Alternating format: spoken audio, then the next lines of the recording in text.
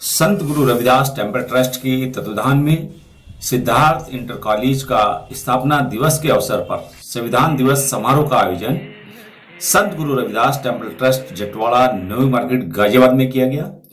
कार्यक्रम का भीमारंभ बुद्ध वंदना के साथ किया गया।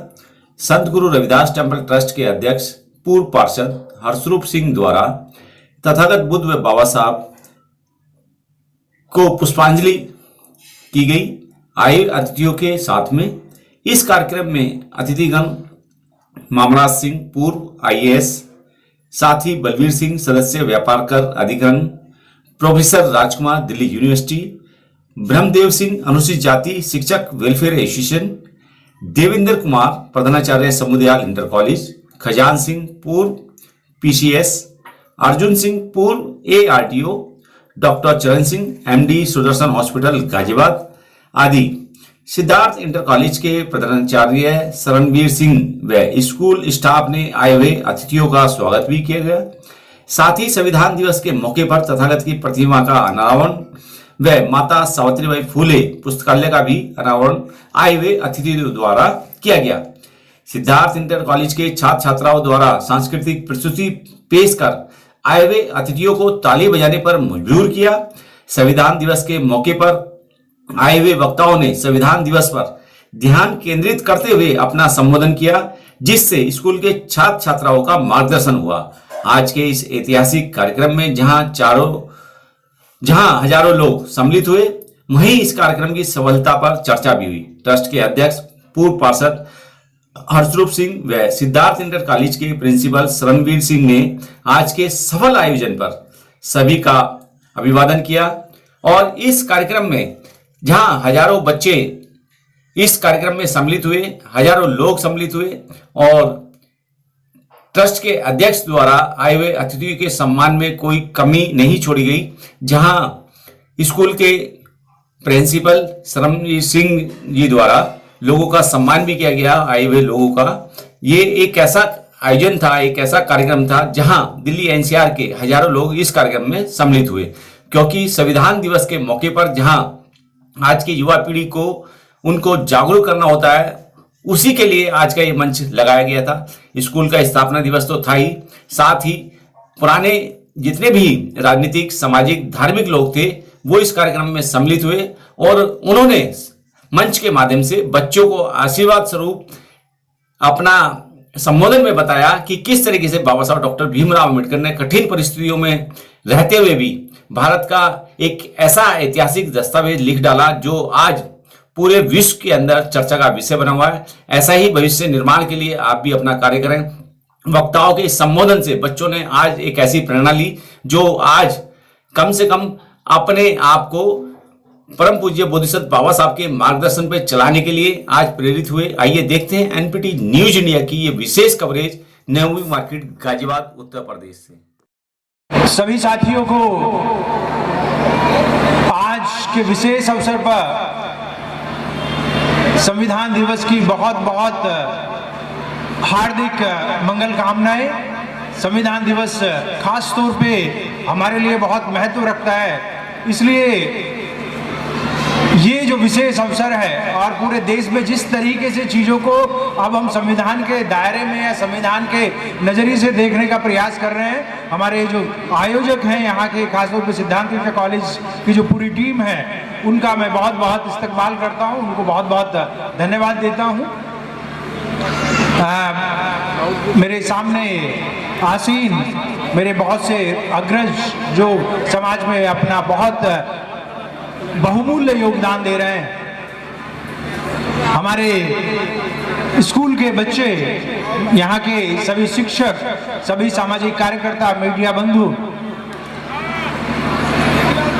एवं माननीय हितेशी साहब जिनको आज हम बहुत मिस कर रहे हैं, उनका भी अभिवादन करते हुए, उनको विनम्र पुष्पांजलि अर्पित करते हुए इस आज के विषय पर, आज के अपने संबोधन में मैं दो बातों को रखना चाहूँगा और बहुत संक्षिप्त में आज अपनी बात में रखना चाहूँगा कि साथियों ये बड़ी खुशी की बात है, बहुत अच्छे माहौल में हम लोग आज इस सेलिब्रेशन को कर रहे हैं कि पूरे देश के अंदर संविधान को एक महत्वपूर्ण दस्तावेज के रूप में, भारत के ब्लूप्रिंट के रूप में स्वीकार किया जा रहा है। और आज आपको जान के खुशी होगी कि भारत का शायद ही कोई ऐसा स्कूल होगा, कोई ऐसा कॉलेज होगा, कोई ऐसा विश्वविद्यालय होगा जहां पे संविधान की महत्ता को लेकर कार्यक्रम आयोजित ना किए जा रहे हों। ये सरकार ने भी अपनी तरफ से करने का प्रयास किया है और बहुजन समाज के लोग तो पिछले 15-20 साल से खास तौर पे संविधान दिवस की और संविधान की महत्ता को उजागर करने के लिए समय समय पे कार्यक्रम करते ही रहे हैं। राजनीति विज्ञान में एक सिद्धांत है कि पहले समाज के अंदर जागृति शुरू होती है। समाज पहले अपना क्लेम करता है किसी चीज के लिए, किसी चीज की अपनी डिमांड रखता है और धीरे धीरे फिर समाज की उस डिमांड को सरकार के कुछ लोग मानना शुरू करते हैं और अंततः सरकार को उसको स्वीकार करना पड़ता है। तब जाके कोई डिमांड या कोई मांग जो है वो अधिकार के रूप में होती है। आज खुशी की बात है कि भारत सरकार ने, राज्य सरकारों ने नहीं बल्कि भारत सरकार ने संविधान दिवस को सेलिब्रेट करने का निर्णय लिया है। ये मुझे लगता है कि हमारे बहुजन समाज की ताकत का अंदाजा आप इस चीज से लगा सकते हैं, क्योंकि जिस तरीके से आंदोलन हमारा आगे बढ़ते जा रहा है, जिस तरीके से हमारे आंदोलन में ताकत आती जा रही है, उस तरीके से जो संविधान के विरोधी लोग भी रहे हैं या संविधान को ना मानने वाले लोग भी रहे हैं, उनको भले ही मजबूरीवश लेकिन आज आपकी बात को स्वीकार करना पड़ रहा है, संविधान की बात को स्वीकार करना पड़ रहा है। बाबा साहब ने इस बात को एक जरूर हम लोगों के सामने कहा कि संविधान अपने आप में साथियों कोई बहुत बड़ी चीज नहीं होती है। बाबा साहब इस बात को कहते हैं कि संविधान अपने आप में कोई बहुत महान चीज नहीं है, कोई बहुत बड़ी बात नहीं है। असली बात यह है कि संविधान को लागू करने वाले लोग कैसे हैं। अगर संविधान को लागू करने वाले लोग अच्छे हैं तो फिर अच्छी चीजें होंगी, लेकिन अगर संविधान को लागू करने वाले लोग, बाबा साहब दुष्ट शब्द का इस्तेमाल करते हैं, अगर संविधान को लागू करने वाले लोग अच्छे नहीं हैं तो फिर अच्छा संविधान भी कोई बेहतर परिणाम नहीं दे सकता है। तो ये संविधान को लागू करने वाले लोग अच्छे या बुरे कैसे होते हैं, ये डिसाइड किया जाता है समाज की ताकत से। वो समाज जिसको संविधान से फायदा है, अगर वो समाज ताकतवर है तो फिर संविधान को लागू करने वाले लोग भी समाज का कहना मानते हैं। जो लोग संविधान को स्वीकार नहीं कर रहे थे, जो लोग इस संविधान को विदेशी संविधान बताने का प्रयास कर रहे थे, जो लोग कह रहे थे कि इसने भारतीय नहीं, खासतौर पे जो हिंदू संस्कृति है या भारतीय संस्कृति है उसको संविधान में समावेश नहीं किया गया है, अब उन सब लोगों की आज मजबूरी बनी है कि वो इस संविधान की महत्ता को स्वीकार करें। हम लोग तो इस बात को कर ही रहे थे, मान ही रहे थे। आप जानते होंगे कि मान्यवर काशीराम साहब इस बात को कहते थे। कई बार उनसे पूछा जाता था कि भाई हम अपना चुनावी घोषणा पत्र जारी क्यों नहीं करते हैं, तो उन्होंने कहा कि हमें चुनावी घोषणा पत्र जारी करने की जरूरत नहीं है। क्यों चुनावी घोषणा पत्र जारी करने की जरूरत नहीं है? वो कहते हैं कि हमारे पास स्थायी चुनावी घोषणा पत्र है। ये चुनावी घोषणा पत्र है हमारा भारत का संविधान। अगर भारत का संविधान लागू होता है तो फिर हमारी जो समस्याएं हैं, इस देश के आम व्यक्ति की जो समस्याएं हैं, उनको आसानी से दूर किया जा सकता है। साथियों, संविधान बहुत महत्वपूर्ण चीज होती है, क्योंकि यहाँ पे हमारे कुछ बच्चे भी बैठे हुए हैं, हालांकि छोटे बच्चे हैं, लेकिन फिर भी मैं उनके और अपने कार्यकर्ताओं के लिए, सामाजिक कार्यकर्ताओं के लिए ये बताना चाहूंगा कि संविधान वास्तव में होता क्या है। संविधान के संदर्भ में सबसे पहला अध्ययन राजनीति विज्ञान के क्षेत्र में अरस्तु का होता है। अरस्तु 2500 साल पहले एक बड़े राजनीतिक विज्ञानी हुए जिनको फादर ऑफ पॉलिटिकल साइंस भी कहा जाता है। उन्होंने दुनिया भर के 158 संविधानों का अध्ययन किया, 158 कॉन्स्टिट्यूशंस का उन्होंने अध्ययन किया और उसके बाद उन्होंने कहा कि संविधान का मतलब होता है उस देश की सामाजिक, राजनीतिक, आर्थिक व्यवस्थाएं, संस्थाएं, संरचनाएं क्या है, उन सबको मिला के संविधान कहते हैं। सिर्फ एक राजनीतिक दस्तावेज ही संविधान नहीं होता है। कहने का मतलब यह है कि अगर जो हमने जो 26 नवंबर 1949 को जो एक दस्तावेज स्वीकार किया, सिर्फ संविधान वही चीज नहीं है, बल्कि संविधान उससे कहीं ज्यादा गहरी चीज है। बाबा साहब जिस बात को कहते हैं कि यहाँ की गैर लोकतांत्रिक सतही सामाजिक व्यवस्था की वजह से संविधान को लागू करना थोड़ा सा टेढ़ी खीर है, थोड़ा सा मुश्किल चीज है। उसी बात को अरिस्टोटल जैसे व्यक्ति कहते हैं कि जब तक सामाजिक परिवर्तन नहीं होगा, बाबा साहब भी इस बात को बाद में कह रहे हैं कि जब तक सामाजिक परिवर्तन नहीं होता है, जब तक आर्थिक परिवर्तन नहीं होता है, वो कहते हैं जब तक सांस्कृतिक परिवर्तन नहीं होता है, तब तक कोई संविधान लागू नहीं हो सकता है। किसी भी संविधान को लागू करने के लिए जरूरी है कि corresponding socio economic cultural institutions develop होने चाहिए। अगर यहाँ पे जाति व्यवस्था बनी हुई है, अगर जाति का वर्चस्व बना हुआ है, तो लोकतांत्रिक संविधान बनाने का कोई खास फायदा नहीं हो सकता है। बाबा साहब का यही एप्रीहेंशन था। बाबा साहब ने जो 25 नवंबर 1949 को कहा कि अगर सामाजिक गैर बराबरी को खत्म नहीं किया गया, आर्थिक गैर बराबरी को खत्म नहीं किया गया, तो हम जो राजनीतिक हमने बराबरी स्थापित की है, शायद इसका फायदा नहीं होगा।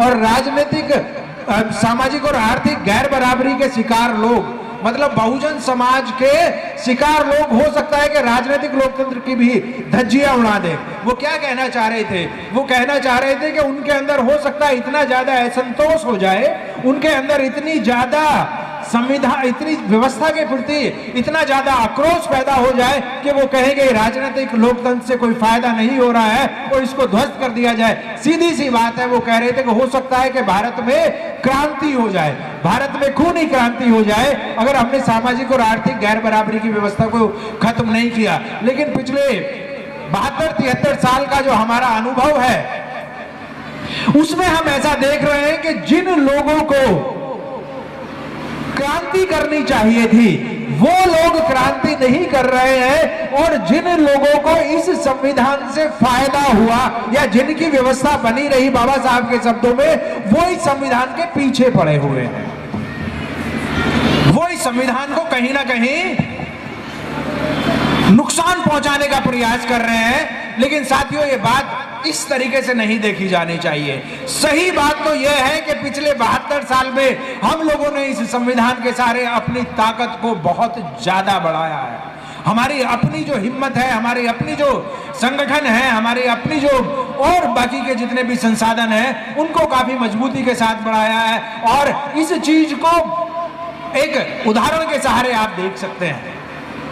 साथियों, जब ये संविधान लागू हुआ था, हिंदू कोड बिल जिस समय पे बाबा साहब ने 1951 में संसद में रखने का प्रयास किया, उस समय पे पूरे देश में बाबा साहब के खिलाफ बहुत ज्यादा आक्रोश पैदा हो गया था और उनके खिलाफ कहीं काले झंडे दिखाए जा रहे थे, कहीं उनको राष्ट्र विरोधी बताया जा रहा था, कहीं समाज विरोधी बताया जा रहा था। 1932 से ही ये बात चल रही थी। लेकिन 1990 तक आते आते आप देखते हैं कि बाबा साहब को भारत रत्न की उपाधि दी गई। आप देखते हैं कि संसद में बाबा साहब का तैलीय चित्र लगाया गया और एक तरीके से जो लोग बाबा साहब का विरोध कर रहे थे, उन लोगों को भी आपके सरोकारों को स्वीकार करते हुए बाबा साहब को इवन भारत रत्न का पुरस्कार देना पड़ा। क्या बाबा साहब उस समय पे ज्यादा ताकतवर हो गए थे? नहीं साथियों, बाबा साहब ज्यादा ताकतवर नहीं हुए थे, बाबा साहब के बच्चे ज्यादा ताकतवर हो गए थे, बाबा साहब की संतानें ज्यादा ताकतवर हो गई थी, बाबा साहब की संतानें ज्यादा लायक हो गई थी और उन्होंने उतनी गर्मी पैदा कर दी थी। बहुजन समाज को इकट्ठा करते हुए अपने लोकतांत्रिक साधनों के द्वारा इस तरह की व्यवस्था को बनाने का प्रयास किया कि जातिवादी लोग उनके सामने ज्यादा रुक नहीं पाए और इसलिए मजबूरी ही सही लेकिन उनको स्वीकार करना पड़ा। और आज तो ऐसी व्यवस्था हो गई है कि सिर्फ कांग्रेस ही नहीं, सिर्फ कम्युनिस्ट ही नहीं, बल्कि तथाकथित संघी भी बाबा साहब के सामने दंडवत प्रणाम कर रहे हैं, उनके सामने झुके जा रहे हैं। आज कोई व्यक्ति ऐसा नहीं है कि जो बाबा साहब के संविधान को या बाबा साहब को नकारने का प्रयास करे। हम उनकी मंशा पे नहीं जाते साथियों, हमें उनकी मंशा से कुछ लेना देना नहीं है। कई बार इस तरह का सवाल सामने रखा जाता है कि वो लोग संविधान को समाप्त करने का प्रयास कर रहे हैं, वो लोग संविधान की धज्जियां उड़ा रहे हैं। साथियों, संविधान की धज्जियां नहीं, वो अपने धर्म और अपने कर्म को निभा रहे हैं। उनको जो करना है अपनी जाति के हिसाब से, अपने धर्म के हिसाब से वो कर रहे हैं, लेकिन हम क्या कर रहे हैं ये ज्यादा महत्वपूर्ण है। उनको अपना काम करने दीजिए, हमें अपना काम करते रहना है। उन्हें संविधान का विरोध करने दीजिए, हमें संविधान को लागू करते रहना है। बाबा साहब ने जिस बात को कहा था कि जब तक संविधान है तब तक मैं जिंदा हूं, और इस संविधान शब्द को सिर्फ देख लीजिए। संविधान शब्द क्या है? संविधान शब्द जो है ये दो शब्दों से मिलकर बना है, सम और विधान। सम मतलब होता है सम्यक, समता मूलक विधान, और जो विषमता मूलक व्यवस्था थी उस व्यवस्था को काट के जो आर्टिकल 13 है, भारतीय संविधान का आर्टिकल 13 बहुत महत्वपूर्ण है साथियों। उसके अंदर ये बात लिखी हुई है कि अभी तक की जितनी भी परंपराएं हैं, जितने भी रीति रिवाज हैं, जितने भी तथाकथित कल्चर है, अगर वो मानवीय व्यवस्था के खिलाफ है, इस संविधान के खिलाफ है, तो वो नल एंड वॉइड है। बाबा साहब ने सिर्फ एक आर्टिकल 13 के द्वारा एक लाइन लिख के पूरी की पूरा व्यवस्था को ध्वस्त कर दिया। इसलिए कहा जाता है कि उन्होंने समता मूलक व्यवस्था को ध्वस्त करके संविधान की व्यवस्था की, संविधान की व्यवस्था की, और लगभग हर उस व्यवस्था को जो आपके पैरों की बेड़ी बनी हुई थी उसको काट दिया। बाबा साहब ने अपने 26 नवंबर के वक्तव्य में ही ये बात कही है कि अब हमें दूसरे लोगों को ब्लेम नहीं करना है। अब हम ये नहीं कह सकते कि भाई वो हमें ये काम नहीं करने देना है, वो हमें ये काम नहीं करने दे रहा है, वो हमारा अत्याचार कर रहा है। अब हमें ये बहाने नहीं बनाने। अब आपके पास ताकत है, अब आपके पास ताकत है। किस चीज की ताकत है? अब आप शिक्षित हो सकते हैं, अब आप संपत्ति एक्वायर कर सकते हैं, और बाबा साहब ने जो सबसे महत्वपूर्ण बात कही कि अब आपके पास वोट की ताकत है। और उसी वक्तव्य में कहते हैं कि वोट की ताकत जो है सिर्फ किसी को चुनने के लिए नहीं है।